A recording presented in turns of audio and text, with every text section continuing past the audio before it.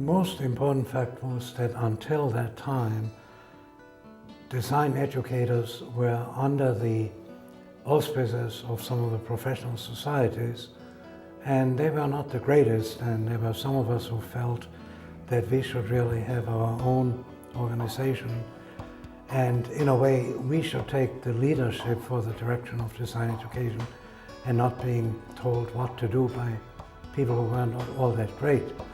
Another factor was that the state of interior design education nationally was in very bad shape.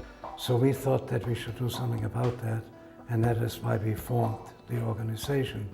It was formed at a meeting in Chicago, and there were about 20 of us who had been invited for an educational meeting.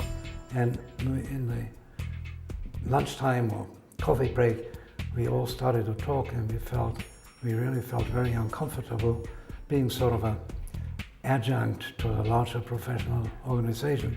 And this is what caused us to form IDEC, Interior Design Educators Council, in, I believe, 1962.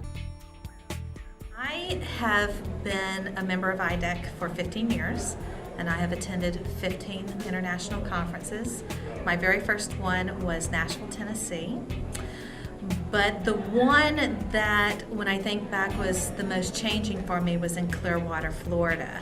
And I went to that conference as a young professor all by myself and met a lady named Carol Borman.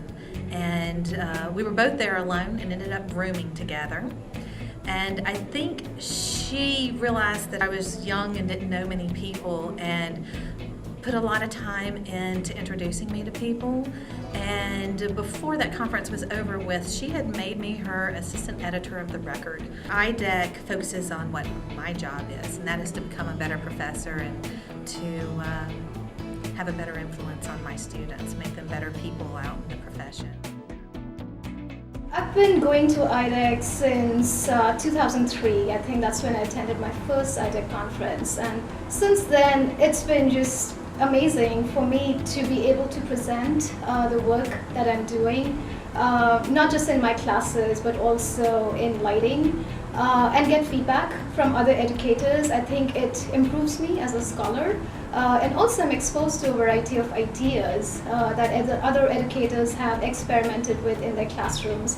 Also the chance of networking. I think what's really great about IDEC is that it has these regional conferences where you get to know and establish relationships with faculty in your region. And then at the national level, you're exposed to ideas from across the country. So I'm really excited to be a continuing member of IDEC. Interior design educators have played a truly significant role in the development of the interior design profession. I think that early on they were very instrumental in the creation of FIDER for interior design education accredited standards. FIDER, of course, now is CETA. I think that interior design educators played a key role in the development of NCIDQ and the certification exam, and I think another important contribution of IDEC has been the creation of the Journal of Interior Design, which has evolved over a number of years and continues to address issues that are significant to the profession, as well as bring important research that directly relates to the practice of interior design.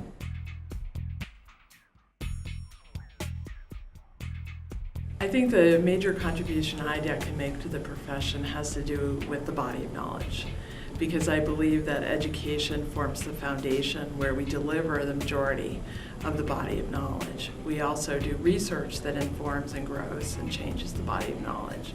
And it's our role to our students and society to keep developing it and to make sure that we embed this knowledge into our students.